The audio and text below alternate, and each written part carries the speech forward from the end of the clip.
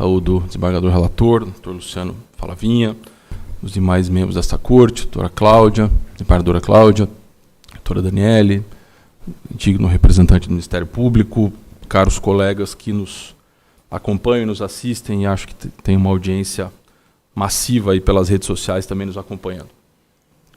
Senhor presidente, a maior dificuldade que nós tivemos nessa causa foi dizer a verdade. Ou, melhor, trazer a verdade. Porque, com todo respeito, e as sustentações que me antecederam, elas reproduziram esse padrão, há uma esquizofrenia absoluta do dia 1 dessa ação até hoje, que deve ser um dos dias finais. Isso porque, aqui da tribuna, foram trazidos valores diferentes de abuso daqueles que estavam nas petições iniciais, daqueles que foram ditos nas alegações finais, daqueles que foram ditos em entrevistas pelos meus colegas nos últimos dias para veículos de comunicação. Então, desde o começo, a dificuldade faz... Vem cá, qual é o valor do abuso? De quanto vocês estão dizendo que o senador Moro se beneficiou ilegalmente para só assim ser eleito senador no Paraná? E até hoje, da parte deles, não há resposta, com todo respeito. Então, para você ter uma ideia, o advogado do PL falou em 5,5 milhões. O colega dele gravou nas redes sociais no final de semana, dizendo que era 8. Agora, o doutor Pitinin falou em 4. A petição dele fala em 21. Então, assim, qual é o valor, doutor Fogaça, do abuso? Quanto que eles estão dizendo que o senador Moro abusou e só por isso o senador Moro se elegeu no Paraná? Essa é a lógica das petições. E é importante quem está nos acompanhando entender isso.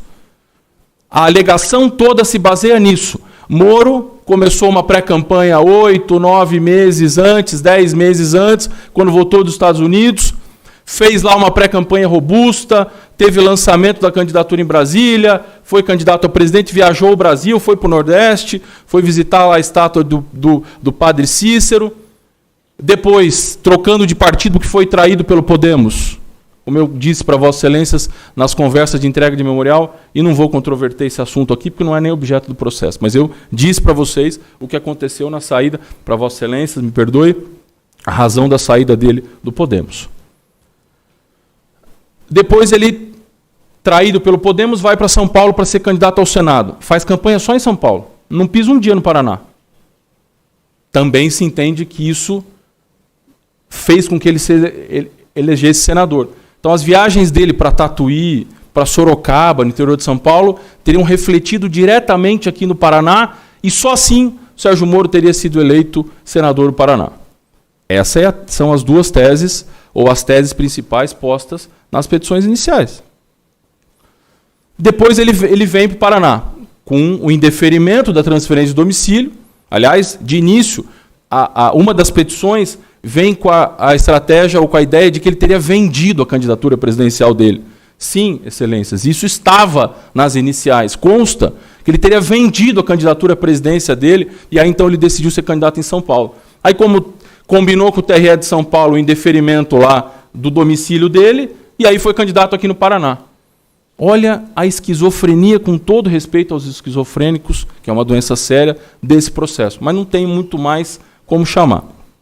Bom, estranhamente, nos últimos dias, né, nessas entrevistas, o deputado Zeca Dirceu, do PT, deu uma entrevista agora, no dia 28, dizendo, abre aspas, o Moro só ganhou a eleição no Paraná porque houve uma fragmentação muito grande, um número muito grande de candidatos, e aí mesmo com 33%, se a gente compara com outros senadores eleitos em outras épocas, é um percentual muito pequeno.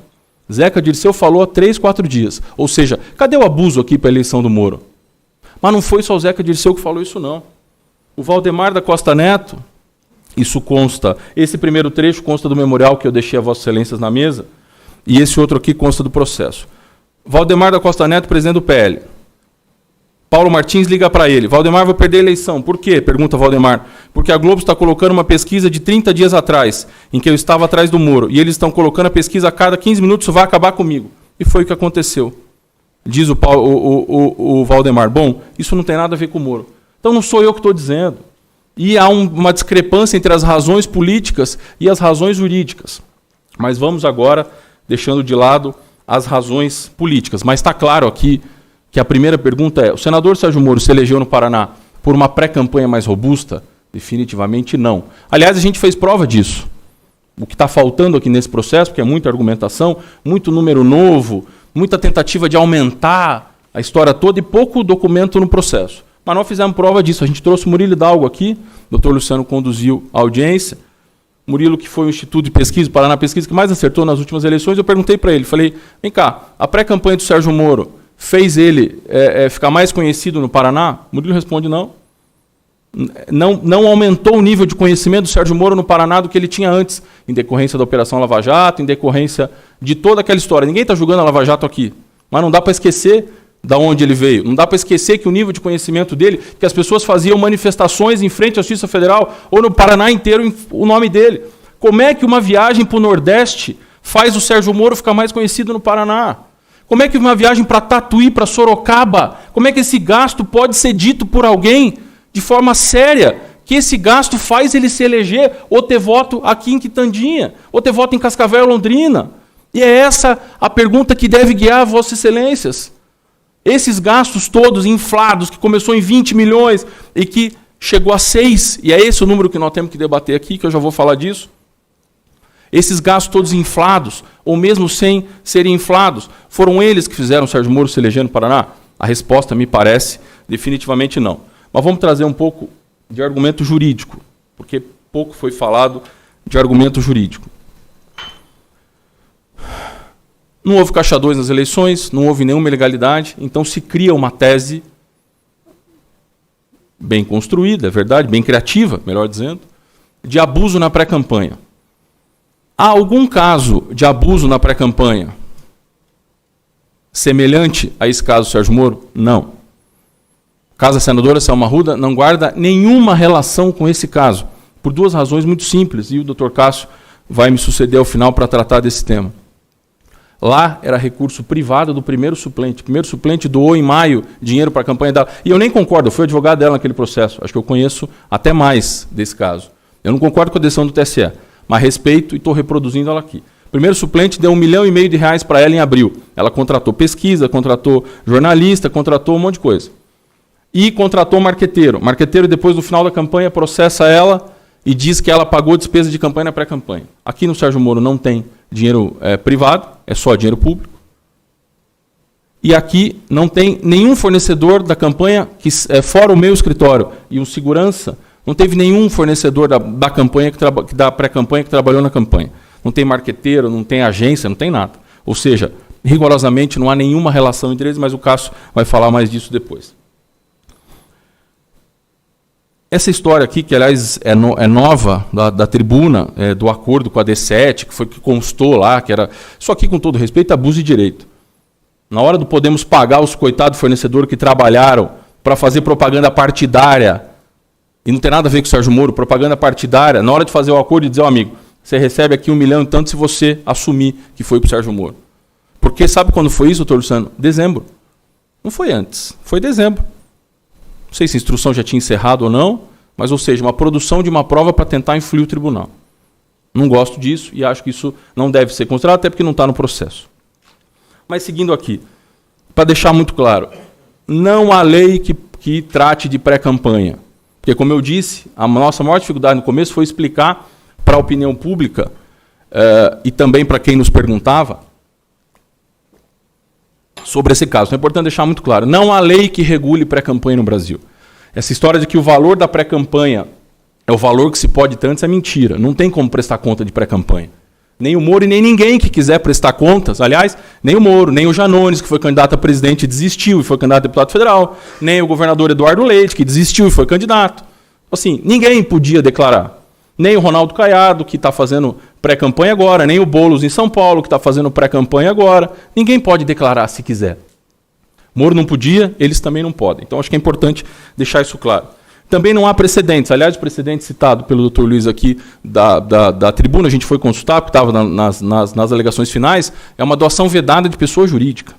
Portanto, me parece que não tem nenhuma relação com o caso concreto. Bom, não há lei, não há precedentes e há pouca doutrina. Aliás, há doutrina, que nós citamos, que defende que o valor da pré-campanha pode ser o mesmo valor da campanha.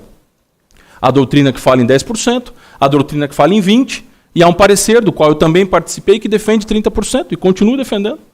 Para mim não tem nenhum problema. Pode ser que o TSE diga, que Vossa Excelência digam que eu estava errado, e que o TSE diga na sequência que nós também estávamos errados. Aí sim vai ter decisão, aí sim vai ter precedente, aí sim vai ter um parâmetro confiável. Até agora não há esse parâmetro confiável. Mas diante da falta de parâmetro, o que a gente fez então? Aliás, faço um parênteses para dizer aqui que as petições todas, longas petições, 200 páginas, 100 e tantas páginas, muitos adjetivos e pouco direito, com todo respeito. Não veio nenhuma tese construtiva. Nenhuma tese construtiva. Então, esse elogio que é feito com razão ao Ministério Público, e eu falei com o doutor procurador, falei, doutor, eu discordo da sua classificação, mas pelo menos é uma classificação. Ela vem primeiro nas nossas alegações finais, quando a gente abre gasto a gasto, quando há uma tentativa de criar critério, senhor presidente, porque não há critério. Até esse julgamento não há critério no Brasil para propaganda, para pré-campanha. O único que há trata de propaganda. Quais são os limites da propaganda em pré-campanha? Que é o precedente 924 do TSE. E aí ele, e só ele, fala de gastos módicos. Agora, o que é gasto módico, doutor Fogaça? É 10%, é 20%, é 30%, é 100%, é o dobro? Ninguém fala, ninguém trata de gasto módico e não há a explicação do que é gasto módico até agora. Portanto, a gente tentou e apresentou 4 critérios a Vossa Excelências. Primeiro, circunscrição do pleito. Na nossa compreensão, só gastos na circunscrição do pleito poderiam ser considerados. Ora, já que eu estou querendo tratar de reflexo na circunscrição do pleito, e a AIJE, o bem jurídico tutelado aqui, é a igualdade de oportunidades, então vamos tratar da circunscrição do pleito. Inclusive, tem até um precedente do ministro Sérgio Banhos tratando disso. Se nós considerarmos... bom, é importante dizer um parênteses aqui.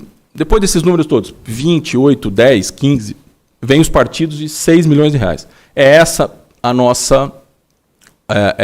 esse é o número que a gente tem que enfrentar aqui, e é esse o número que a gente enfrenta nas alegações finais. Portanto, não é 5,5, não é 21, são 6. Vamos enfrentar os 6 milhões. Então, para isso vieram os critérios. O primeiro é o da circunscrição eleitoral, que se a gente exclui os gastos feitos fora do Paraná, você já tira 2 milhões e 300 desses 6 milhões. 2 milhões e 300 foi feito fora, no período dele de candidatura presidencial e de senador a São Paulo. Aliás, ele veio uma vez para o Paraná, nesse período todo, para não dizer nenhuma, uma vez só no Paraná, para fazer um evento de 5 mil reais num hotel aqui em Curitiba, que foi em janeiro de 2022, só. Nunca mais veio para o Paraná. Mas dizem que tem reflexo. Segundo critério, relevância eleitoral. Ora, esse precedente 924, que é o único que a gente pode se amparar, ele trata sobre o que é indiferente eleitoral. Ou seja, aquilo que não tem relevância eleitoral, aquilo que não tem a relação direta com as eleições. Bom, então para isso a gente tem o seguinte, primeiro que você tem um indiferente legal. A própria legislação exclui gasto com advogado. No final eu vou falar e vou fazer a merecida defesa dessa história do Felipe, que foi outra tentativa que eles fizeram de embolar o meio de campo para ver se conseguiriam daí tirar uma tese de cassação. A lei diz o seguinte, você não precisa considerar, somar para fins de campanha os gastos do advogado. Sim, senhor presidente, eu vou usar mais 5, porque a gente tem 30 minutos, né? Então eu uso mais 5 e o Cássio conclui. Certo? Então, como eu estava dizendo, da relevância eleitoral. A própria lei diz o seguinte, gasto com advogado não se soma para o limite de campanha. Ora, como é que eu não somo o limite de campanha, não somo advogado para o limite de campanha e se pretende considerar isso como abuso na pré-campanha? Ora, se não é algo, se é um indiferente legal para a campanha, me parece que com mais razão ainda deveria sê-lo para a pré-campanha. Então só eu já tiro R$1 milhão da história do Felipe. Já vou falar mais para frente do Felipe. Mas tem mais, tem as despesas todas que não tem, que tem relações com a atividade partidária. O Sérgio Moro era dirigente partidário. O Sérgio Moro viajava enquanto dirigente partidário, tinha salário do partido. Então, se a gente tiver mais esses indiferentes aqui, você pode tirar mais 200 mil. Portanto, você já pode baixar mais 700 daquela conta. Se considerar com 2.300, você já baixou 3. Já baixou a metade só nesses 2 primeiros critérios. Terceiro critério, individualização. E esse aqui, para mim, com todo respeito, é o maior problema dessas ações. Porque se há esquizofrenia, doutor Dens, em relação ao valor, também há em relação à individualização. Olha o nível que se chegou aqui. O Podemos comprou um carro de 200 mil e o União Brasil comprou um carro de 200 mil. Nas iniciais, esse valor era todo na conta do Sérgio Moro, como se só ele tivesse andado nesse carro, como se isso fosse um patrimônio dele. Não, não é patrimônio dele, é patrimônio dos partidos. Portanto, isso não pode ser somado na pré-campanha dele. E mais, teve lá um gasto com a Delanteiro, que era uma assessoria de marketing, de redes sociais, monitoramento. Ela fez monitoramento de rede para o Bivar, para o Bozella, candidato a federal, para a Rosângela Amor e para outros candidatos. Eles pegaram todo o valor e jogaram na conta do Sérgio Moro. Por que só na conta do Sérgio Moro, esses valores? Cadê a individualização? Que, como o advogado que me antecedeu disse, parabéns ao Ministério Público por ter feito o trabalho que eles não fizeram. Eu tive que fazer na defesa a prova negativa. Eles não fizeram a prova até agora, eles não disseram qual é o abuso que elegeu o Sérgio Moro. Isso tem que ser dito por uma razão. Isso tem que ser dito pelo seguinte, porque a jurisprudência exige, obviamente que eu ia perder o papel nessa hora, mas a jurisprudência exige, elas estão nos memoriais, claramente que o abuso tem que ser individualizado.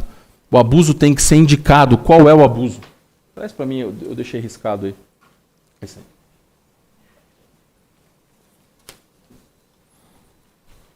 Diz aqui, ministro Salomão, 2020, é inviável o reconhecimento de uma afetação do bem jurídico, no caso a igualdade, sem demonstração empírica dessa lesão. Qual é a lesão?